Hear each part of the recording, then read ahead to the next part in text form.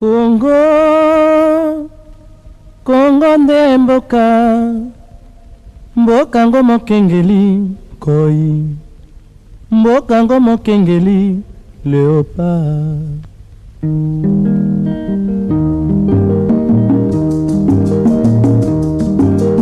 Mikolo tosekelaki na mosolo ya mboka Congo ekoki, tofungwani miso lelo, tomoni bozoba nyonso tosali po ya kobongisa Congo aveni. Ebongi tosala moto nyonso ata mwana. Congo ya mosolo mpembe ya nzoku, Congo ya bwanya kasa ya mbila, Congo ya makasi moto ya nkoi.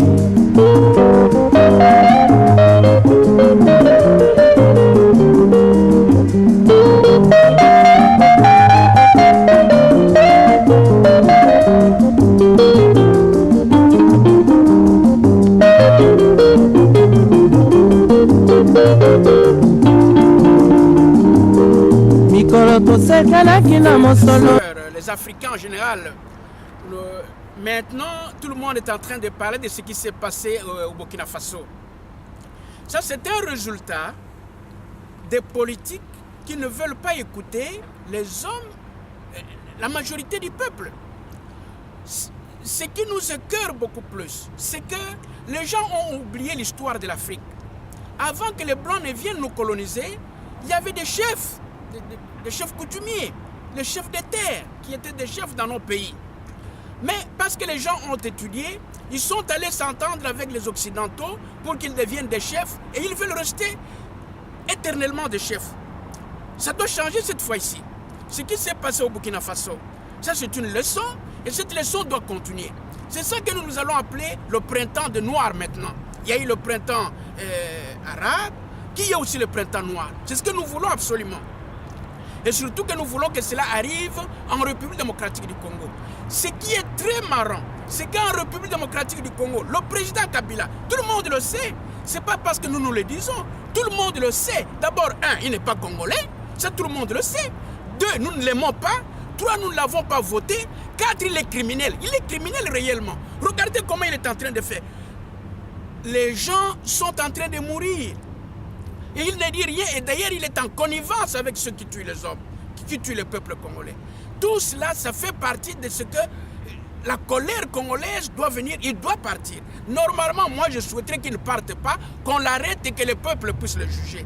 Parce que le jugement du peuple sera mieux que le jugement de ces pays.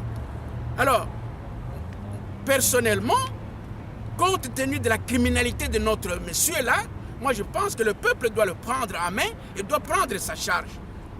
Il n'est pas le seul, avec tous ceux qui collaborent avec lui. Ce n'est pas normal qu'un homme qui tue, vous puissiez collaborer avec lui.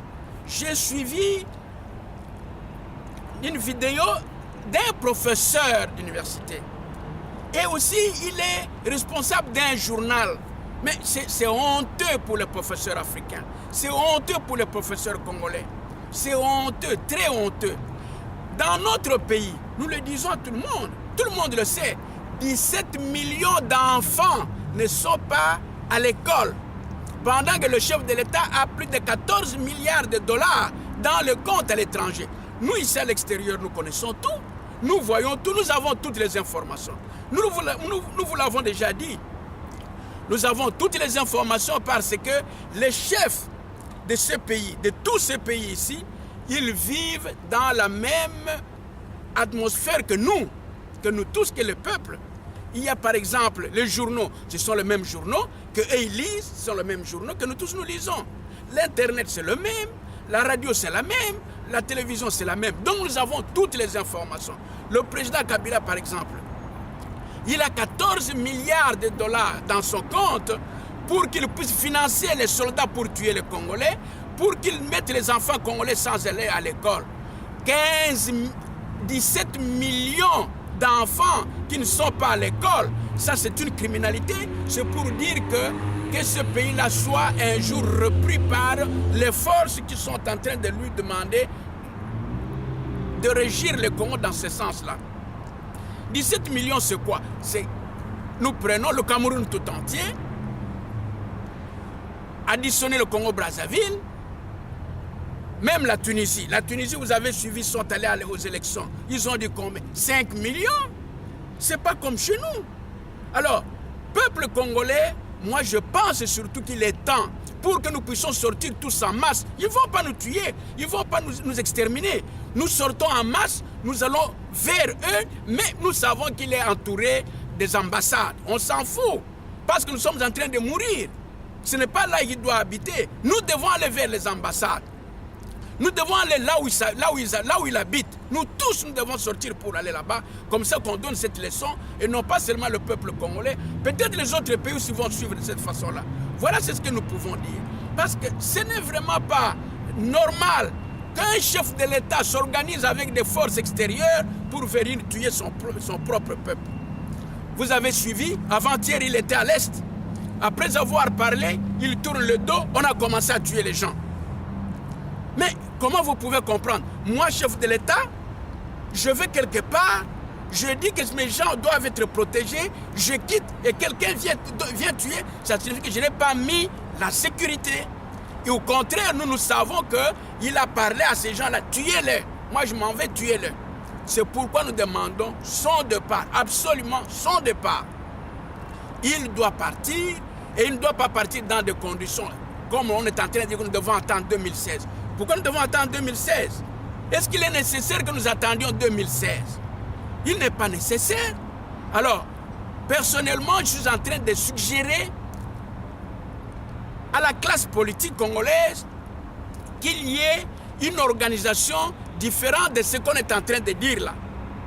Par exemple, que nous revenions comme si c'était encore la conférence nationale. Son éminence, le cardinal Mosengo, il est peut-être très occupé au Vatican, qui est un évêque catholique romain, assisté par un responsable de l'église protestante et un responsable de l'église kimbanguiste. Comme ça, on mène la transition. Alors, on doit prendre tout le monde. Les jeunes là, voilà, nous avons beaucoup de jeunes qui chôment, qui n'ont pas de travail. Nous avons des locataires. Comment dans un pays comme celui-là, il doit y avoir des locataires, des chômeurs? On prend tous ces gens-là, classe sociale par classe sociale, qui doivent aussi participer à cette réunion politique pour que nous puissions voir comment nous pouvons aller avec la transition. Peut-être c'est de cette façon-là que nous pouvons amener le pays dans l'ordre et dans un bon développement. Nous ne voyons pas autre chose. Nous ne devons pas attendre 2016. Je pense que tous ces gens qui parlent contre lui pour qu'on n'attende pas 2007, ils ont raison. Beaucoup de gens pensent que les combattants ont tort. Les combattants n'ont pas tort. Nous les supportons aussi. C'est grâce à eux que les choses sont bien connues. Voilà pourquoi nous demandons que les Congolais s'alignent, et surtout ceux qui sont à Kinshasa, que nous nous mettions tous d'accord pour qu'on aille un matin, qu'on aille les assiéger là-bas, advienne ce que pourra. Voilà ce que nous avions comme message à donner pour aujourd'hui. Je vous remercie.